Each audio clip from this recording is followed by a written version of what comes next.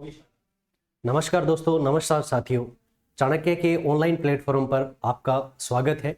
मैं लवदीप सिंह।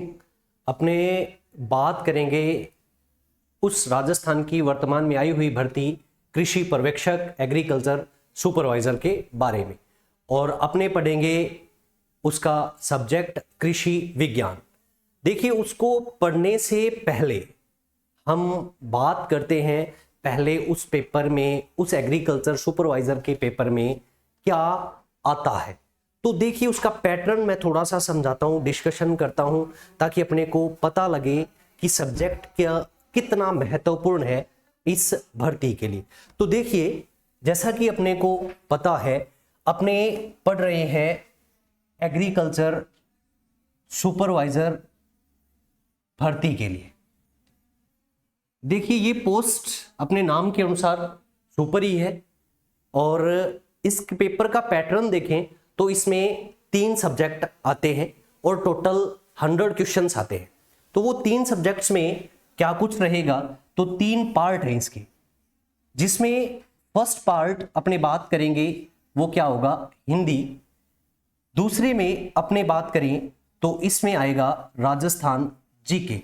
राजस्थान जीके में अपने geography, art and culture and history, ये पूरा पोर्शन रहेगा। और तीसरा पार्ट रहेगा इसका सब्जेक्ट, जिसको अपने जानते हैं किस नाम से, एग्रीकल्चर के नाम से। देखिएगा क्या पैटर्न रहता है। इसमें 15 क्वेश्चंस आते हैं हिंदी के, और 25 क्वेश्चंस आते हैं राजस्थान जीके के, और 60 क्वेश्चन एग्रीकल्चर के आते हैं। यानी कि अपने आप में एक बहुत बड़ा पार्ट, 60% जो पार्ट है वो किसका रहता है, सब्जेक्ट का रहता है। अब देखिए, एग्रीकल्चर में सिर्फ एग्रीकल्चर में 3 पार्ट है इसके, यानी कि एग्रोनॉमी शस्य विज्ञान, हॉर्टिकल्चर उद्यान विज्ञान, और तीसरा पार्ट रहता है AHD, जिसे अपने पशुपालन वगैरह के नाम से जानते हैं। और प्रत्येक पार्ट के, तीनों पार्ट में प्रत्येक पार्ट के 20-20 क्वेश्चंस हैं वो आते हैं, 20 एग्रो के, 20 हॉर्टी के, और 20 किसके रहते हैं, AHD के। देखिए, आज अपने ज्यादा नए बातें करते हुए थोड़ा थोड़ा मैंने आपको पैटर्न बता दिया है। अपने सब्जेक्ट का जिक्र करेंगे, और सब्जेक्ट में अपने बात करेंगे महत्वपूर्ण पार्ट जो टफ माना जाता है एग्रीकल्चर में अपने आप में, वो रहेगा एग्रोनॉमी, यानी कि शस्य विज्ञान के बारे में अपने पढ़ेंगे। तो देखिएगा, शस्य विज्ञान में जब अपने पढ़ेंगे तो कौन सा टॉपिक पढ़े, क्या पढ़े। तो देखो, आज अपने स्टार्ट कर रहे हैं, तो इसलिए अपने वो टॉपिक स्टार्ट करेंगे जो अपने आप में सफलता का प्रतीक माना जाता है। और वो जो टॉपिक है वो रहेगा बीज टॉपिक रहेगा। अपने सोइल में उस छोटे से बीज को डालते हैं, और वो अपना इस पर्यावरण में अस्तित्व स्थापित करता है और बहुत बड़े पेड़ का रूप ले लेता है। तो अपने उससे प्रेरित होंगे, उस सफलता के प्रतीक को अपने पढ़ेंगे, और उसी की तरह अपने को क्या होना है, कामयाब होना है। तो देखिए, पहला टॉपिक अपने स्टार्ट करते हैं उसके परिचय के बारे में। और आज का टॉपिक जो अपने पढ़ेंगे वो रहेगा, टॉपिक का नाम है सीड। हिंदी में यदि जिक्र करूं तो अपने इसको क्या बोलते हैं, बीज बोलते हैं। देखिए दोस्तों, बीज क्या है, या जिससे आप जानते हो, जिससे आप परिचित हो, क्या वही बीज है। तो बीज किसको कहा जा सकता है, तो देखिए, पौधे का कोई भी भाग, पौधे का कोई भी भाग जो अपने समान नया पौधा उत्पन्न कर दे, नया स्वस्थ पौधा उत्पन्न कर दे, उसे आप क्या कहेंगे, बीज कहेंगे। देखो, मैं क्या बोल रहा हूं, मैं ये बोल रहा हूं कि पौधे का भाग, पौधे का भाग जो क्या कर सकता है, जो कर सकता है नया पौधा उत्पन्न, नया पादप उत्पन्न कर सकता है। वो भाग कोई भी हो सकता है। वो भाग इस पौधे का तना हो सकता है, वो भाग इस पौधे की कोई शाखा हो सकती है, इस पौधे की जड़ हो सकती है, इस पौधे की पत्ती हो सकती है। यदि ये, और इसके साथ साथ बीज भी, जिसको आप दाना या बीज कहते हैं, वैसे डिफरेंस होता है इसमें, ठीक है। तो ये भी इसमें शामिल है। अर्थात कोई भी पार्ट जो अपने समान नया पौधा बना सकता है उसको अपने क्या कहते हैं, बीज कहते हैं। अब थोड़ा सा टेक्निकल रूप अपने देते हैं, टेक्निकली क्या होता है बीज। तो देखिएगा, यदि अपने टेक्निकल रूप से देखें तो बीज क्या है, बीज परिपक्व बीजांड को कहा जाता है। एक शब्द में बोले तो बीज क्या है, परिपक्व बीजांड है। ये चीज आपको अच्छे से ध्यान रखनी है। बीज क्या है, पौधे का कोई भी भाग जो नया पौधा तैयार कर सके वो क्या है, बीज है। और यदि अपने एक शब्द टेक्निकल वैज्ञानिक रूप से देखें तो ये क्या होगा, परिपक्व बीजांड होगा। अब देखिए अपने बात करेंगे इससे आगे किस तरीके से क्वेश्चंस आते हैं पेपर में, उन सब के बारे में क्या रहता है। तो देखिए इसका बीज टॉपिक में अपने पहला पार्ट पढ़ते हैं और वो पढ़ेंगे रहता है बीज के प्रकार। बीज के प्रकार यानी कि टाइप ऑफ सीड बहुत महत्वपूर्ण है। और जब जब इस बीज टॉपिक से क्वेश्चन उठता है तो इस पार्ट से क्वेश्चन उठता ही उठता है। तो मैं बता दूंगा किस तरीके से क्वेश्चन उठता है, क्या है, तो आप समझिएगा। सबसे पहले बीज कितने प्रकार के होते हैं, तो देखिए प्रयोगशाला से, कहां से, प्रयोगशाला से, प्रयोगशाला से जो बीज है, यदि अपने बात करें, बात कर रहे हैं किसके बारे में, प्रयोगशाला से, प्रयोगशाला से जहां से नई किस्म विकसित की जाती है, प्रयोगशाला से बीज पहुंचता है कहां तक, किसान तक। मेन मोटो अपना रहता क्या है, किसान का हित करना ही रहता है। तो देखिए प्रयोगशाला से बीज पहुंचा कहां तक, किसान तक। तो अपनी इस जर्नी में, अपने इस सफर में बीज कुछ प्रकार हो जाते हैं उसके। तो ध्यान रखना बीज के कितने प्रकार हो जाते हैं, वो प्रकार हो जाते हैं 4। अपने आप में पहला क्वेश्चन यही है, बीज कितने प्रकार का होता है, 4 प्रकार का। अब वो 4 प्रकार कौन से हैं, उनका नाम क्या है, ये सब बातें अपने इसमें करेंगे। वो 4 प्रकार कौन से हैं, तो देखिएगा अपने बात करेंगे इसका पहला प्रकार जिसका नाम है मूल केंद्रक बीज। मूल केंद्रक बीज ये पहला प्रकार है, मूल केंद्रक बीज। और ध्यान रखिएगा अपने को याद करना है, इसको इंग्लिश में क्या बोलते हैं, इसको इंग्लिश में न्यूक्लियस सीड बोलते हैं। ये बहुत महत्वपूर्ण है, इंग्लिश नेम अपने को टर्म्स ध्यान रखनी है। दूसरा प्रकार होता है, वो रहता है प्रजनक बीज। कौन सा रहता है, प्रजनक बीज रहता है। ये दूसरा प्रकार है प्रजनक बीज, जिसको इंग्लिश में बोलते हैं ब्रीडर सीड। क्या बोलते हैं, ब्रीडर सीड के नाम से जाना जाता है। उसके बाद देखिएगा अपने बात करेंगे थर्ड प्रकार, तीसरा प्रकार। और तीसरा प्रकार जो होता है वो होता है आधार बीज। कौन सा रहेगा, आधार बीज रहेगा, जिसे इंग्लिश में बोला जाता है फाउंडेशन सीड। क्या कहा जाता है, फाउंडेशन सीड के नाम से जाना जाता है। और लास्ट एंड फाइनल चौथा प्रकार जो है वो रहता है प्रमाणित बीज। कौन सा रहता है, प्रमाणित बीज। ये आप ध्यान रखिएगा, प्रमाणित बीज रहता है, जिसे अपने इंग्लिश में बोलते हैं सर्टिफाइड सीड कहा जाता है। सर्टिफाइड सीड कहा जाता है। पहले देखिए ये 4 प्रकार, और इन एक चीज ध्यान रखनी है आपको, ये चारों के चारों अपने को क्रम वाइज याद करने हैं। जैसे मैंने लिखे हैं डीटो।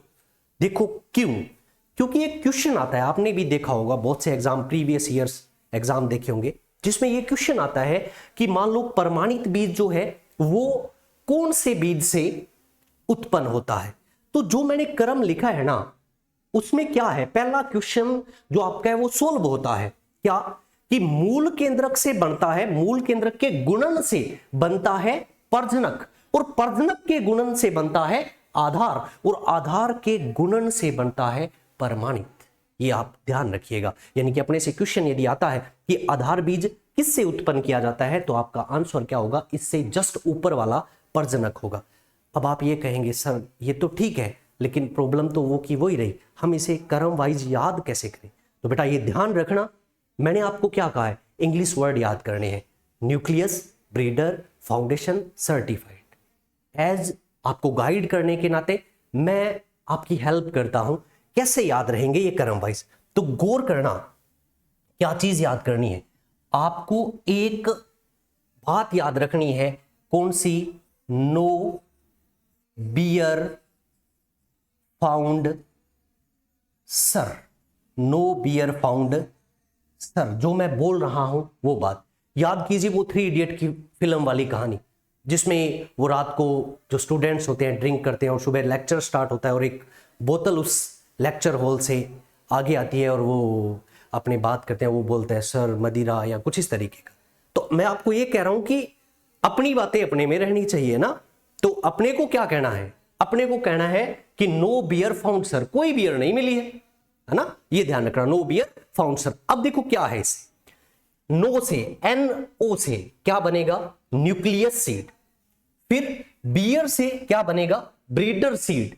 फिर फाउंड से क्या बनेगा?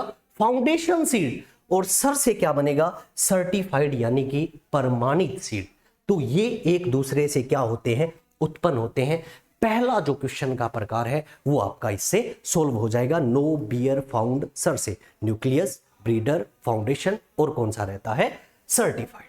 इस चीज को ध्यान रखना। अब देखो और क्वेश्चन आता है, किसान को कौन सा बीज वितरित किया जाता है? तो किसान तक कौन सा पहुंचा? प्रमाणित। तो कौन सा वितरित किया जाता है? उसको प्रमाणित बीज है वो वितरित किया जाता है। ये बात आपको ध्यान रखनी है। उसके बाद और बात करते हैं और किस तरीके के क्वेश्चन आते हैं इसी में से, बीज के प्रकार में से ही, और क्वेश्चन हर बार आता है। अब देखो एक आता है कलर टैग से क्वेश्चन, यानी कि आपके पास बीज की पैकिंग आई और आपको कैसे पता लगे कि ये कौन सा बीज है। तो इसके परिचय के लिए उसके ऊपर क्या होता है?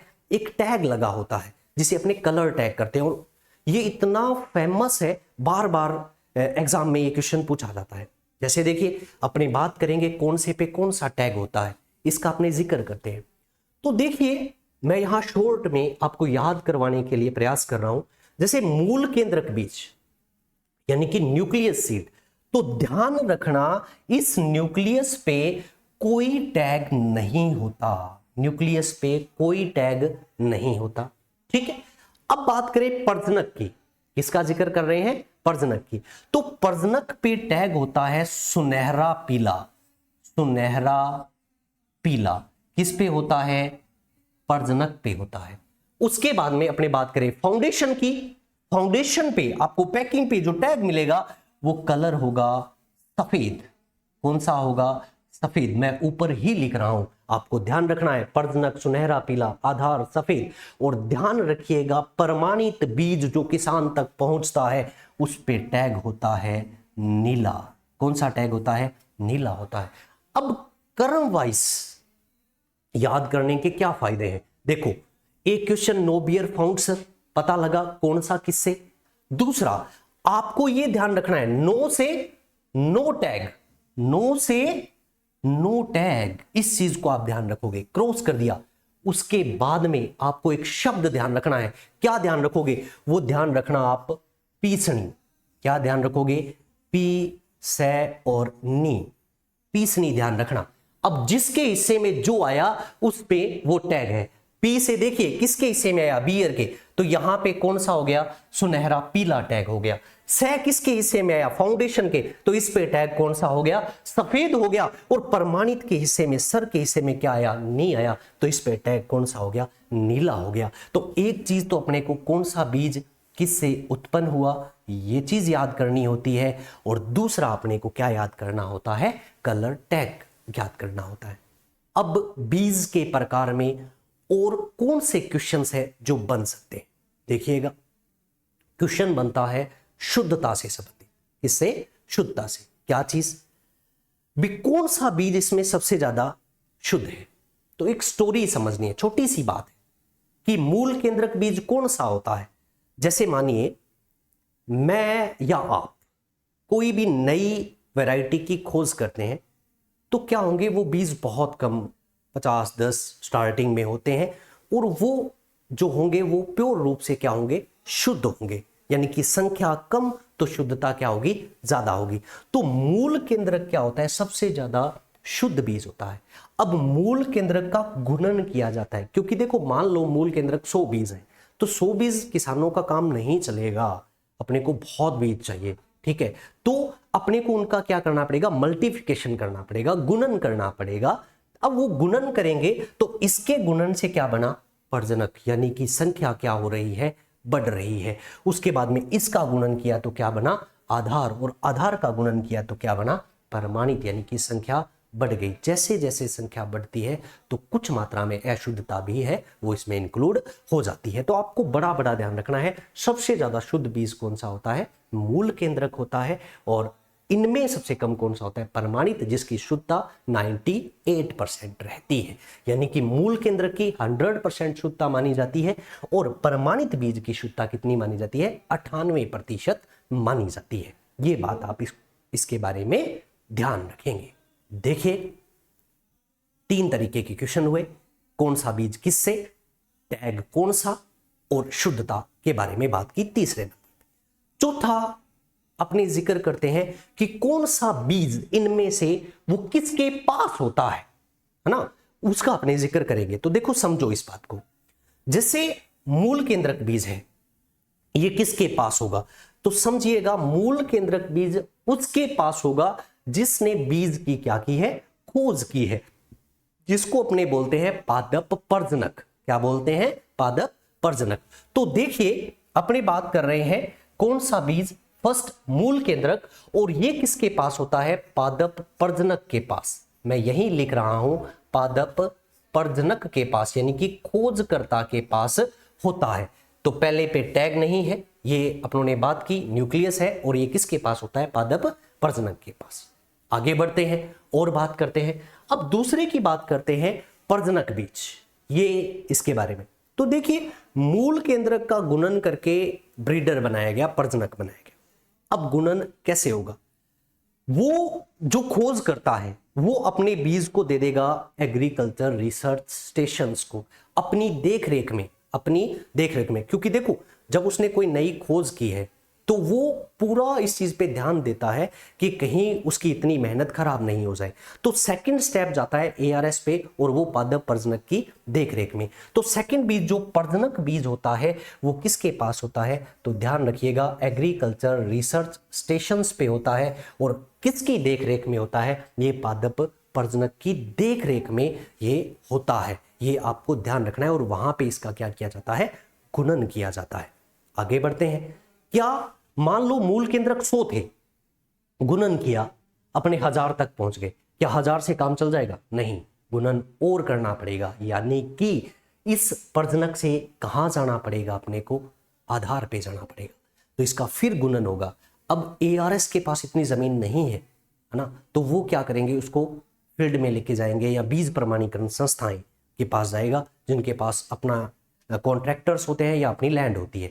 तो अब देखिएगा, उसके बाद में आधार बीज जो है और प्रमाणित बीज है, ये किसके पास होते हैं, तो मैं लिख रहा हूं, बीज प्रमाणीकरण संस्था के पास, बीज प्रमाणीकरण संस्था। और सेम ये प्रमाणित बीज भी इन्हीं के पास होता है, और यहां से ये किसको वितरित किया जाता है, किसानों को है जो वितरित किया जाता है। तो ये छोटा सा सिंपल सी बात रहती है बीज के प्रकार।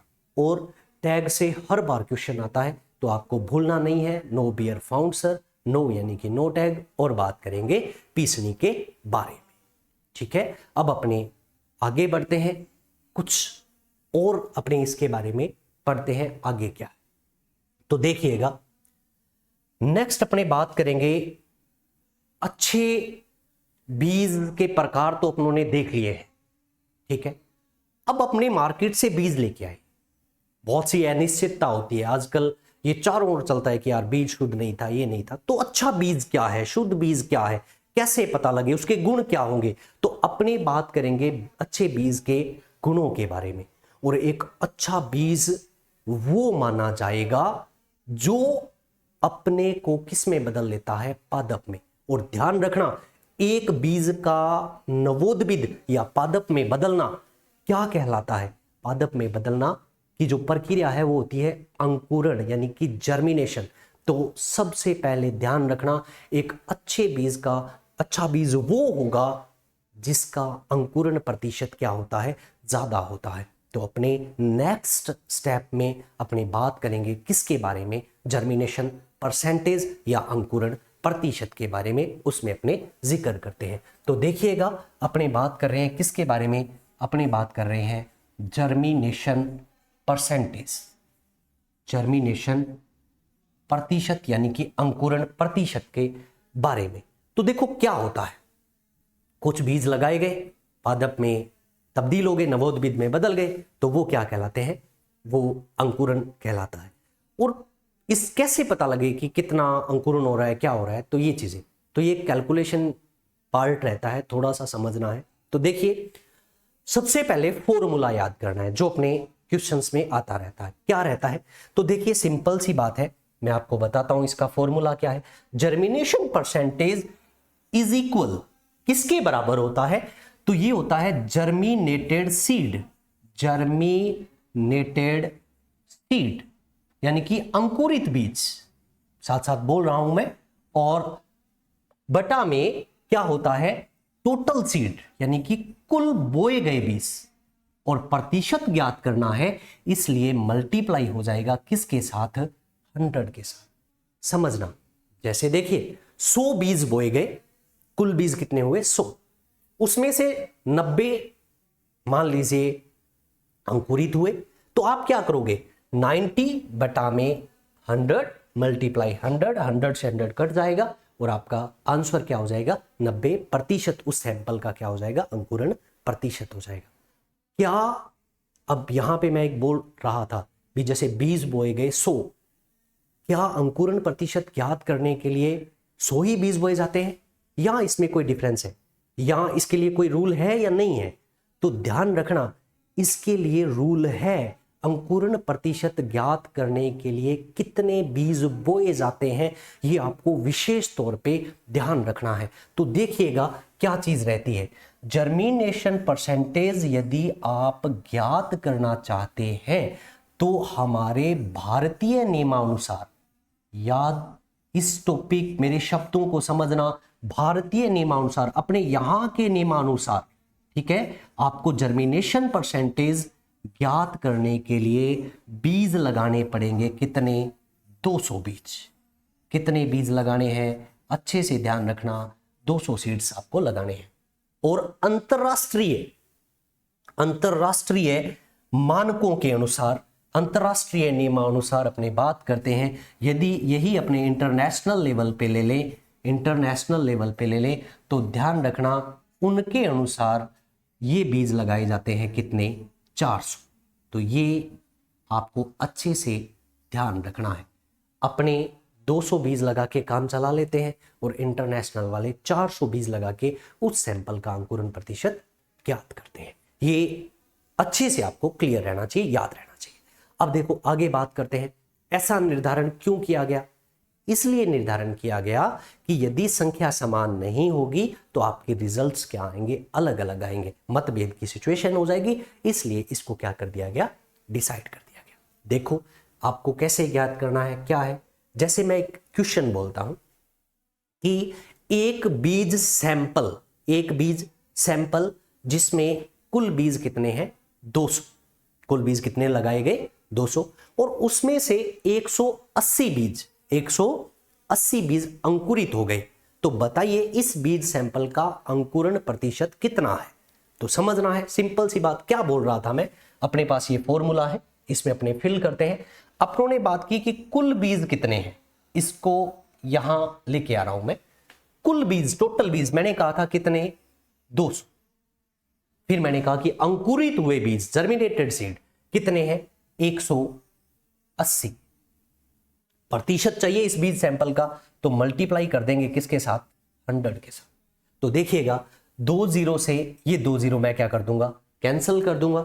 अब इसको अपने डिवाइड करेंगे, ये 1 पे और ये किस पे जाएगा 9 पे, कितना हो जाएगा 90%, यानी कि जिस बीज सैंपल की अपने चर्चा कर रहे थे उसका अंकुरण प्रतिशत कितना था 90। तो एक तो फॉर्मूला ध्यान रखना है, एक इनकी संख्या ध्यान रखनी है, एक ये कैसे कैलकुलेट किया जा सकता है ये ध्यान रखना है। उसके बाद में चौथा प्रकार जहां से क्वेश्चन आता है, मैं लिख के दे रहा हूं हर बार और इस बार भी रिपीट होगा, क्या चीज, कौन सी फसल का अंकुरण प्रतिशत कितना है, ये आता है।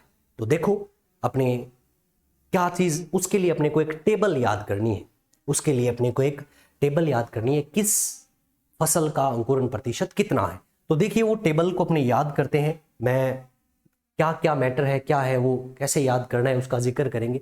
तो देखिए उस टेबल में क्या होगा, एक तरफ तो आप लिखेंगे फसल का नाम, क्या लिखेंगे, फसल का नाम। दूसरी तरफ अपने लिखेंगे अंकुरण प्रतिशत, यानी कि उसका जर्मिनेशन प्रतिशत कितना है। ठीक है, इस टेबल को लर्न करना है। तो देखिए अपने बात करते हैं पहले नंबर पे, वो रहेगी क्रॉप मक्का। क्या रहेगी, मक्का, जिसका अंकुरण प्रतिशत जो होता है वो होता है 90%। कितना है, 90। ध्यान रखना शस्य फसलों में, एग्रो क्रॉप्स में सबसे ज्यादा अंकुरण प्रतिशत किसका है, मक्का का, और कितना है, 90 है। ओके, आगे बढ़ते हैं। उसके बाद देखिएगा दूसरे नंबर पे अपने जिक्र करेंगे किसका, कपास का। किसका जिक्र करेंगे, कपास का, और इसका अंकुरण प्रतिशत होता है 65%, जो कि शस्य फसलों में न्यूनतम है। सबसे ज्यादा मक्का 90, सबसे कम कपास 65। मक्का 90, कपास 65, ये ध्यान रखना।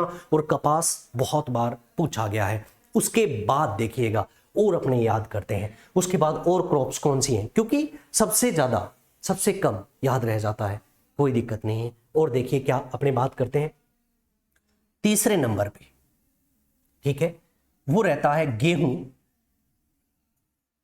उसके बाद में जौ, और उसके बाद में चना।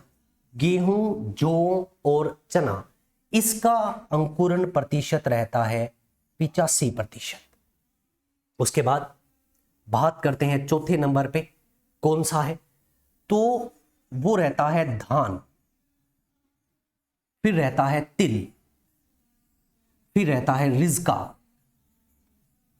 फिर रहता है बरसीन, और फिर रहता है जवार। और इसका अंकुरण प्रतिशत कितना रहता है, 80 रहता है। उसके बाद में नेक्स्ट बात करते हैं और क्रॉप्स, वो कौन सी हैं। उसके बाद में है बाजरा,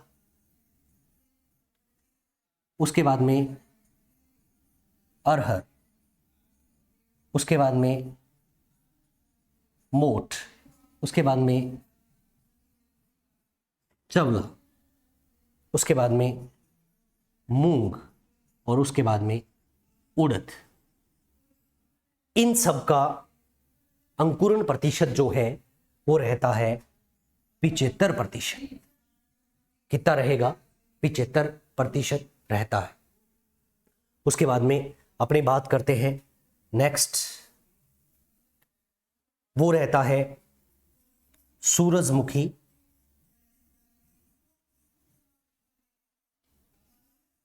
उसके साथ साथ रहता है सोयाबीन,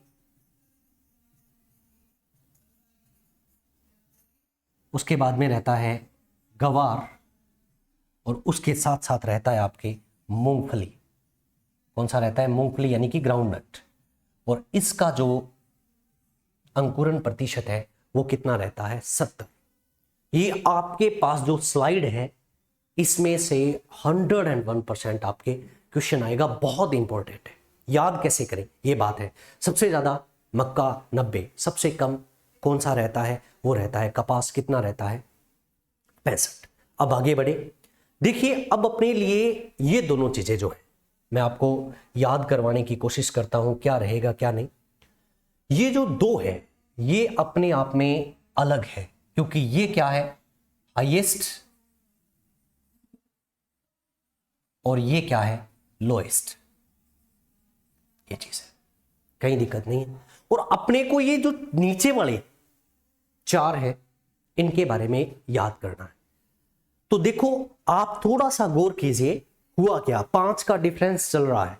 ये क्या है, 85, ये क्या है, 80, ये कितना है, 75, और ये कितना है, 70। यानी कि 5 क्या हो रहा है, कम हो रहा है। ये बात आपके कवर होगी, आपको याद होगा 85 है, 80 है, 75 है, और कौन सा रहता है, 70 है। अब बात क्या, चैलेंज क्या है अपने लिए, चैलेंज है ये वाली क्रॉप्स। तो देखो आपने सुना होगा अपने राजस्थानी में एक चीज चलती है गोचनी, एक आटे का प्रकार है। गोचनी आटे का प्रकार है। गेहूं, जौ और चने का जो मिश्रण होता है वो क्या कहलाता है? गोचनी। आप गौर कीजिए वो गोचनी गेहूं, जौ और चना जो है इसका अंकुरण प्रतिशत कितना है? 85% है। तो आपको सबसे पहले, वो कहा जाता है ना, पहले पेट पूजा बाद में काम दूजा, तो पहला जो चैलेंज था वो आटे का जिक्र कर लेना है। गोचनी आटा, गेहूं, जौ, चना, गोचनी 85%। उसके बाद में दूसरे नंबर पे आते हैं 80 वाली कौन सी क्रॉप्स है? तो देखिए धान, तिल, रिजका, बरसीम और ज्वार। मैं एक लाइन बोलता हूं, आपको ध्यान रखना है द से 2 नंबर पे, क्योंकि देखो पहला चैलेंज ये था, मैं इसको नंबर दे सकता हूं, ये 1 नंबर, ये 2 नंबर, ये 3 नंबर और ये 4 नंबर। ये 4 चैलेंज अपने को क्या करने हैं? कंप्लीट करने हैं। पहला मैंने कह दिया कि पहले पेट पूजा यानी कि आटे का जिक्र किया। आटा कौन सा है? गोचनी और 85%। अब आते हैं दूसरे पे, दूसरा चैलेंज। तो देखो थोड़ा सा तुकबंदी करो, दूसरा धान से स्टार्ट हो रहा है। तो आपको एक लाइन याद करनी है। क्या चीज आप याद करोगे? दाती री बरसी, दाती री बरसी आज, दाती री बरसी आज, ये लाइन याद करोगे आप। द से दूसरे नंबर पे, द से दाती बोल रहा हूं, दादी नहीं बोल रहा, दाती री बरसी आज, ठीक है? तो दाती री बरसी आज। अब देखिए बनाते हैं अपने। फर्स्ट ऑफ ऑल देखिए आपके सामने क्या आ रहा है? दा, यहां से क्या हो गया? धान हो गया। ती से क्या रहा? अपने लिए तिल हो गया। री से क्या हुआ? रिजका हुआ। बरसी से आप कौन सी क्रॉप ले लेंगे? बरसीम ले लेंगे। और आ से कुछ नहीं है, और जय से क्या हो जाएगा? ज्वार हो जाएगा। पहला गोचनी, दूसरा 2 से दाती री बरसी आस। उसके बाद देखिएगा तीसरा चैलेंज अपने लिए, इसको कंप्लीट करेंगे। तीसरे चैलेंज को अपने को कंप्लीट करना है। अब देखिए बागड़ी में एक कहावत है कि 30 रो तो कह माड़ो ही हो गए।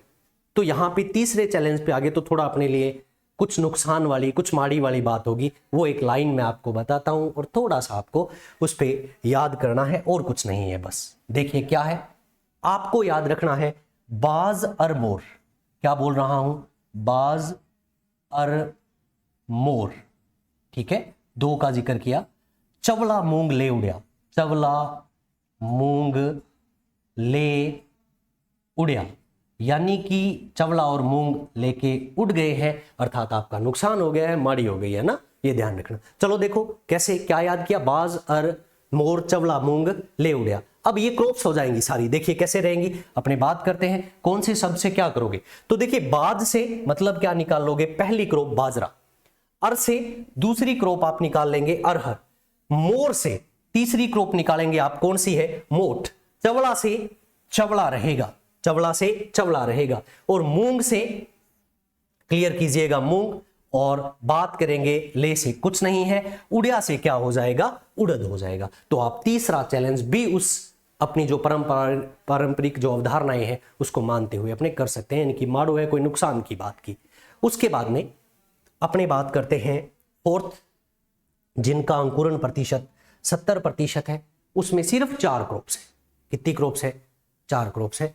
तो आपको याद रखना है क्या चीज? जैसे इसमें गोचनी, दाती री बरसियाज, बाजर मोर, चवला मूंग ले उड़िया, उसी तरीके से आप इसमें भी एक अपने लाइन याद रखेंगे। और वो कौन सी याद रखोगे आप ध्यान रखना, सूरज सो गवार अरमू, सूरज सो गवार अरमू, यानी कि अरमू किसी का नाम हो सकता है, गवार यानी कि वो अनपढ़ है, लेकिन वो है कैसा? सूरज सा है। सूरज सो गवार अरमू, याद कीजिएगा, चौथी लाइन है। अब अपने बात करते हैं कैसे निकालेंगे, इनका मीन्स कैसे निकालेंगे। तो देखिएगा सूरज से क्या हो जाएगा? सूरजमुखी हो जाएगा। सो से क्या हो जाएगा? सोयाबीन हो जाएगा। क्या रहेगा? सोयाबीन। गवार से गवार रहेगा। उसके बाद में अर्ज का कोई मतलब नहीं है, और मुंह से क्या हो जाएगा? मूंगफली हो जाएगा। अब कुछ कहेंगे कि सर मुंह से तो मूंग भी हो सकता है, लेकिन ध्यान रखना मूंग अपने पहले कवर कर चुके हैं, उसका नाम लिख चुके हैं। तो अब यहाँ पे मुंह का मतलब क्या निकालेंगे? मूंगफली निकालेंगे। और इससे आपका क्वेश्चन आएगा ही आएगा। देखिए क्या बात कर रहे हैं, अपनी बात कर रहे हैं विभिन्न क्रॉप्स के अंकुरण प्रतिशत। सबसे ज्यादा एग्रो क्रॉप्स में मक्का 90 और उसके बाद में सबसे कम न्यूनतम कपास 65।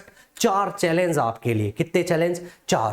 पहला चैलेंज गोचनी से पूरा कर दिया, दूसरा यानी कि दै से, दूसरा दै से दातीरी बरसी आदि से पूरा कर दिया, तीसरा यानी कि नुकसान होगा तो नुकसान में आप बाजर मोर चवड़ा मूंग ले उड़िया, और चौथा आपने जिक्र करें तो वो सूरज सो गवार अरमू होगा। और आपके जो चीजें याद नहीं रहती वो याद होंगी। बड़ी बड़ी बातें। देखिए मैंने आपको बता दिया टाइप ऑफ सीड क्या थे, अपनों ने याद किया। No bear found sir, nucleus, reader, foundation, certified. Clear? Tag एक चैलेंज होता है तो पीस नहीं याद कीजिए, नो पर नो टैग, पीला, सफेद, नीला, क्रम वाइज, वो सब मैं आपको बता चुका हूं। तो अच्छे से प्रयास कीजिए, अपने साथ जुड़े हैं, अच्छे से याद करेंगे, इन हर एक चीज को अपने याद करने की कोशिश करेंगे। आज के लिए इतना ही। Thank you.